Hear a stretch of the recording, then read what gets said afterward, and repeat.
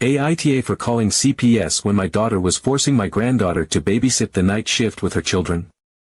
I am a mother to 7 daughters and a grandmother to 28 grandkids. My oldest grandchild, Olivia, is 16 years old, and she is the reason I am sharing this. Last week, my daughter, Rachel, gave birth to her 5th child. She now has 5 little ones, Olivia, who is 16, then a 5-year-old, a 3-year-old, an 11-month-old, and the newborn. Knowing how exhausting the postpartum period can be, especially with multiple young children running around, I decided to go over and lend a hand. I figured she could use some help around the house, cooking, cleaning, watching the little ones, just anything to make her transition easier.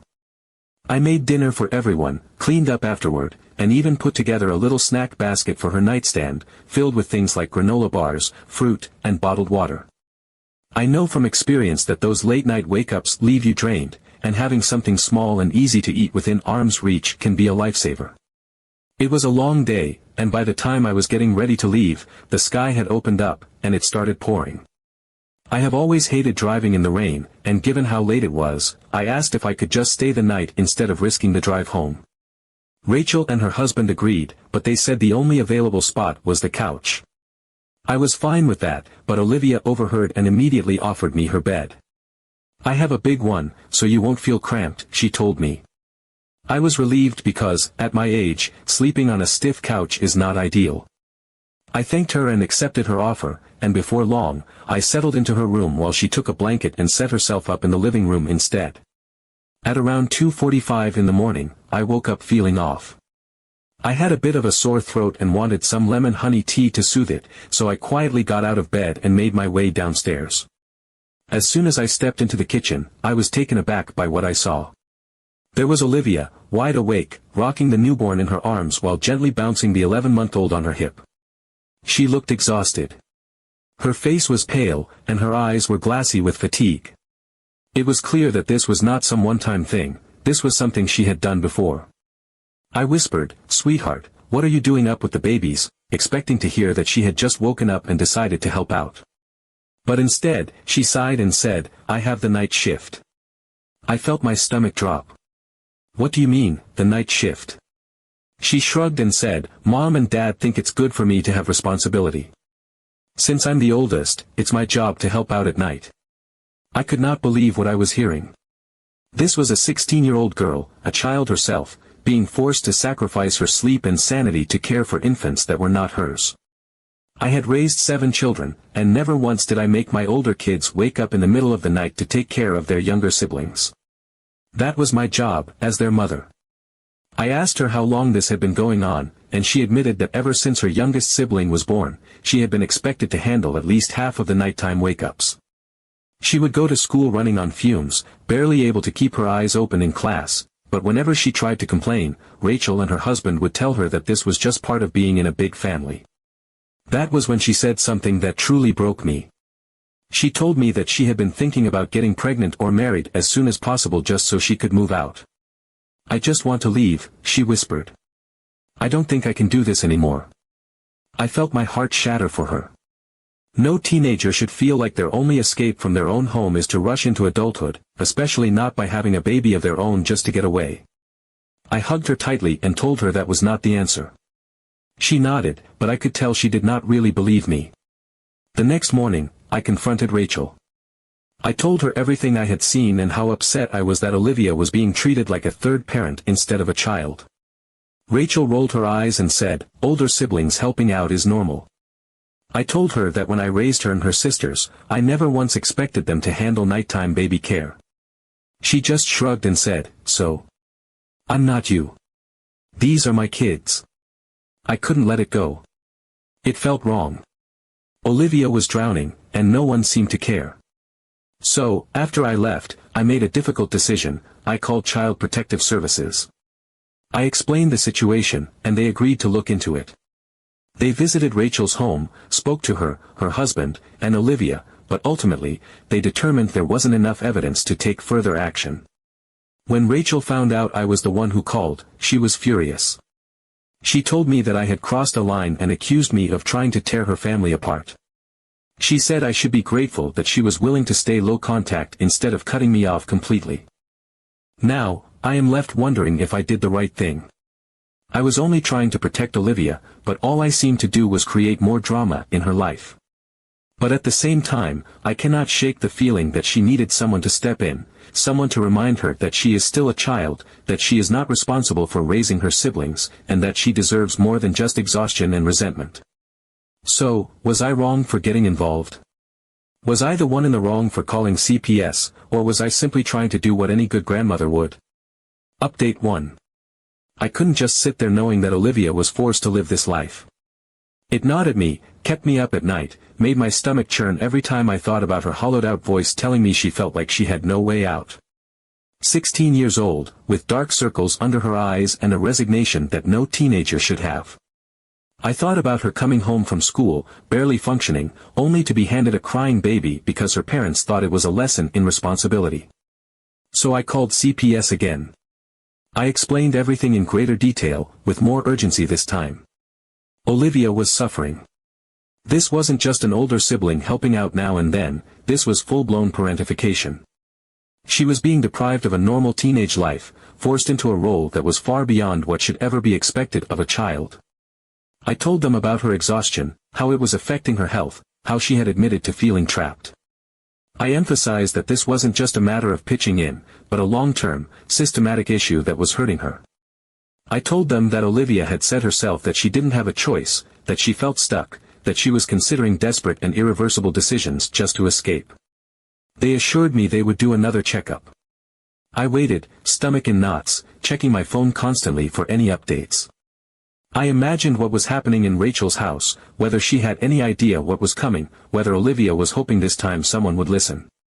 I wondered if the social workers would see past the carefully constructed image of a big, happy family, if they would take a real look at Olivia and see what I saw, how much she was drowning. A few days later, my phone buzzed. It was a text from Rachel.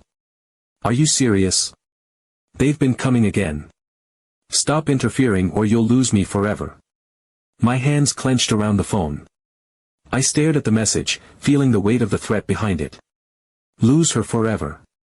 I wasn't sure if she meant it, but I knew she was furious. Rachel had always been headstrong, always insisted on doing things her own way, but this wasn't about her anymore. This was about Olivia. This was about my granddaughter, who had been left to fend for herself under the weight of responsibilities no child should bear. I didn't answer. What was there to say? That I was sorry. That I'd stop. That I'd pretend I hadn't seen the exhaustion in Olivia's face, hadn't heard the heartbreak in her voice. No. I wasn't going to apologize for trying to help my granddaughter escape the life she was being forced to live. A day later, Olivia called me herself. Her voice was small, strained, like she had been holding back tears for too long and had finally let them spill over. She thanked me for trying. Those words alone nearly broke me. Thanking me, as if she had already accepted that nothing would change. She told me that CPS had come again, that they had spoken to her parents, to her, but in the end, nothing was different. They had asked her if she was okay, if she was being forced, if she was unhappy. But her parents had been right there, hovering, watching. So she had said what she was supposed to say. That it was fine. That she didn't mind helping. But that wasn't the truth. The truth was in the way her voice cracked when she told me about it, in the way she admitted that they never really listened, that they only saw what they wanted to see. The truth was that she was 16 years old, exhausted beyond belief, running a household while her parents dismissed her pain as just part of family life. I felt anger boiling inside me. Olivia couldn't stand up for herself, and I couldn't break through this system that only saw the surface, a big family, children helping around the house, parents who claimed to be teaching responsibility. But this wasn't responsibility. This was exploitation. Olivia wasn't a third parent. She wasn't a built-in babysitter. She was a child who deserved sleep, freedom, a childhood of her own. And yet, no one wanted to see it. I sat there, gripping the phone, feeling utterly helpless. I had done everything I could think of, and still, the people who were supposed to protect her had looked the other way. CPS had come twice, and both times, they had chosen to believe the image rather than the reality. I wanted to scream, to shake them, to make them understand that Olivia's situation wasn't normal, that she was being robbed of everything a teenager should have. But who will understand this if they don't even want to delve deeper? Update 2. I was not going to give up.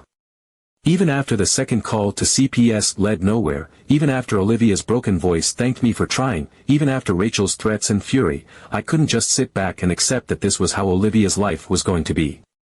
The image of her standing there in the dim kitchen, holding a newborn in one arm and her baby brother in the other, was burned into my mind.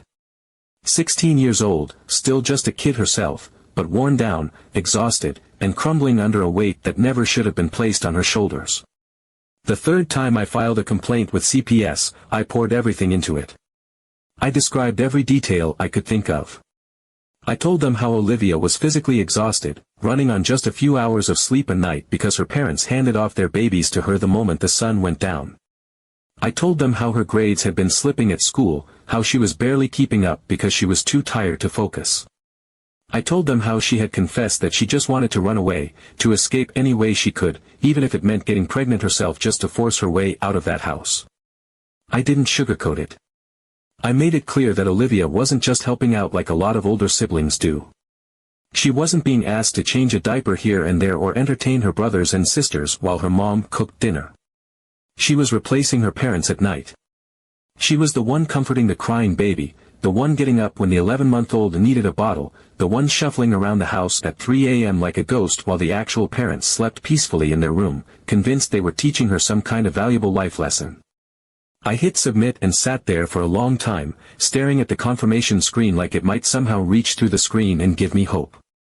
I told myself that the third time would be the one that finally made them listen. That someone would finally dig deeper than just the surface level, would look past the neatly dressed kids and the clean living room and the smiling, polite parents. That someone would see Olivia the way I saw her, a child slipping through the cracks, so used to being invisible that she no longer believed anyone would ever truly see her. The result was the same. Nothing. They came to the house, they spoke to Rachel and her husband, they probably asked Olivia the same useless, surface-level questions they always did, the ones with no real space for honest answers. And then they left. Case closed. No evidence of abuse, no grounds for intervention. Another big, happy family checked off their list. This time, Rachel was not just angry. This time, she was finished.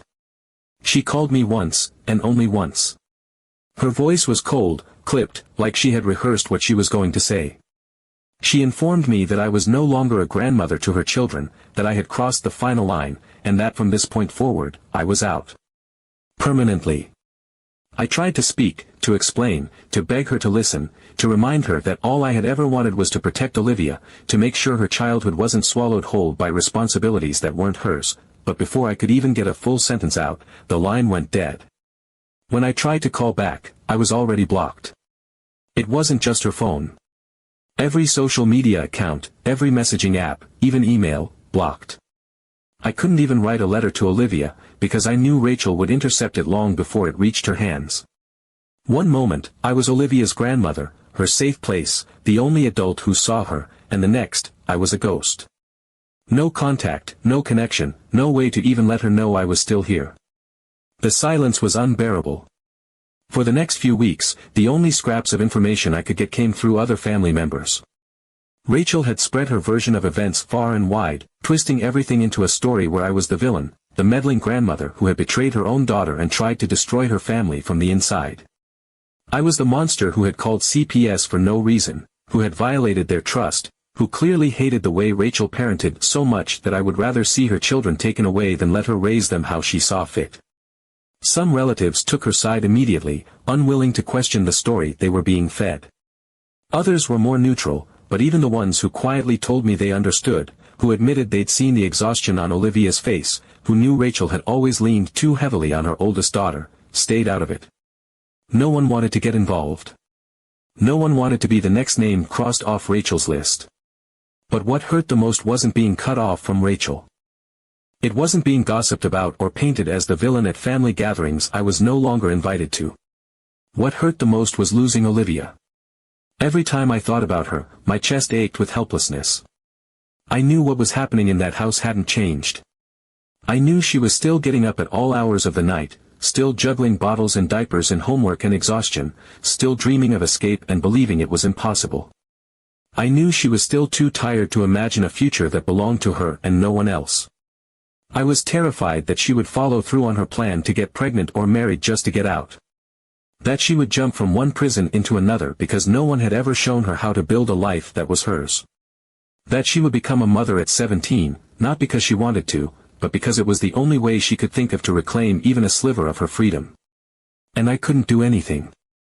Update 3. It had been several weeks since Rachel found out that I was the one who called CPS. The fallout was swift and absolute. She cut off all contact with me without so much as a warning or a conversation. My number was blocked. My messages went unread. Even mutual acquaintances, people I'd known for years, some even longer than Rachel herself, told me in hushed, uncomfortable tones that it was better not to reach out, not to stir the pot, not to push. Rachel was on a warpath, and anyone who even mentioned my name was met with the sharp edge of her temper. At first, I convinced myself that I had done the right thing.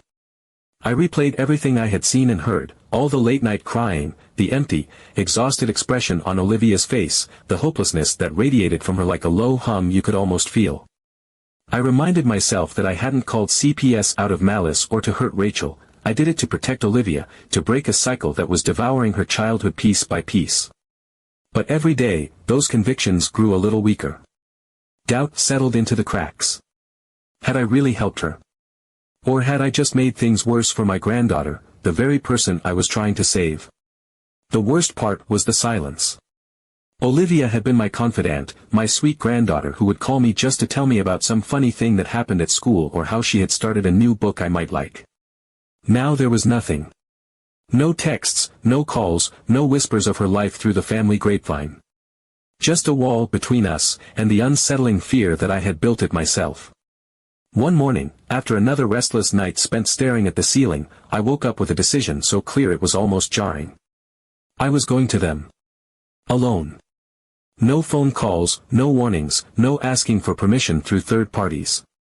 I couldn't leave things as they were, couldn't accept this forced silence, couldn't make peace with the idea that Olivia might think I had abandoned her. I had to see her with my own eyes.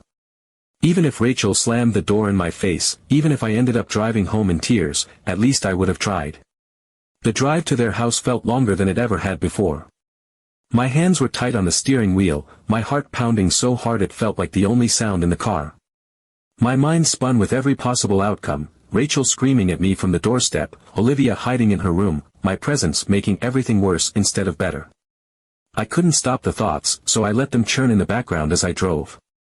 When I finally pulled up outside their house, I had to sit in the car for a moment just to steady my breathing. The house looked the same, but it felt different, heavier somehow. I stepped out, walked up to the door, and knocked before I could lose my nerve. Rachel opened the door, and for a split second, she just stood there. No shock, no shouting, no immediate explosion of anger. Just a long, measured look, her arms crossed over her chest, her face a strange mix of irritation, fatigue, and something I hadn't expected, sadness. The kind of sadness that's been sitting there too long, calcified under layers of resentment and stress. She didn't ask why I was there right away. It was as if she already knew. When the words finally came, they were flat and tired, the way you talk when you've run out of energy to fight. I said what I had come to say, told her I was there because I loved her, and because I hadn't been able to sleep for weeks thinking about Olivia. Rachel rolled her eyes, but it lacked real conviction. There was no venom in it. She stood there for a moment longer, then stepped back just enough to let me pass through the door. It was an invitation, or at least the closest thing to one I was going to get. We ended up sitting in the kitchen, the same kitchen where I had once braided her hair before school and listened to her childhood secrets over bowls of cereal. But there was no warmth now, just an invisible wall made of silence, resentment, and years of misunderstanding. I laid it all out, not with anger or judgment, but with the raw, aching honesty of a mother who had spent too much time wondering where everything had gone so wrong. Rachel listened. For the first time in what felt like forever, she really listened. She didn't jump to defend herself or lash out. She just sat there, fingers tapping anxiously on the table, her eyes darting between me and the worn wood surface like she was trying to find something there that would make sense of all of it. I told her I hadn't called CPS because I wanted to punish her. I had called because I wanted someone, anyone, to step in before it was too late. Before Olivia broke under the weight of everything that had been dumped on her shoulders. Rachel's hands stilled, her tapping fingers curling into a loose fist. She told me she hadn't meant to make Olivia's life so hard. She just needed help. She was tired too, overwhelmed and running on empty, and Olivia had always been so capable, so mature. It was too easy to lean on her, to expect her to fill in the gaps when she and her husband couldn't. I told her that there was a difference between helping and being responsible. Helping is setting the table or watching a sibling for an hour. Being responsible is waking up every 2 hours with a crying baby and still trying to pass a math test the next morning. Olivia wasn't a built-in babysitter. She was their daughter, and she deserved to live her own life. Rachel didn't argue. Not this time. She didn't agree, not outright, but I could see the cracks forming in the wall she had built around her guilt. She admitted she hadn't known how hard it was for Olivia, hadn't realized how much her daughter had been carrying, because Olivia never complained. She just did what was asked, over and over, until it became the only role she knew how to play. The conversation was messy, full of long silences and moments where it felt like we might slide back into old habits, me lecturing, Rachel digging in her heels, but somehow, we kept talking. There were tears, not just from me, but from Rachel too, tears I hadn't seen her shed since she was a teenager herself. We didn't come to a perfect resolution. This wasn't some magical healing moment where everything was forgiven and the past was erased. But we admitted our mistakes, mine for going to extremes without talking to her first, hers for putting her own burdens onto her daughter without ever stopping to consider the cost. It wasn't until I was gathering my things to leave that Olivia finally came out of her room. She was hesitant, standing just at the edge of the hallway, as if unsure whether she was allowed to come closer. When I hugged her, she didn't let go right away, holding on a little longer than she normally would have, as if needing the reassurance that I was still here, still on her side. And then, softly, she thanked me. Not for calling CPS or for causing the chaos that had followed, but for talking to her mother. For forcing a conversation that everyone else had been too afraid to start. I don't know if Rachel will truly change or if old patterns will creep back in when the stress becomes too much. But for now, I'm leaving with the fragile hope that my daughter will start treating Olivia the way a mother should treat her child. And for now, that's enough.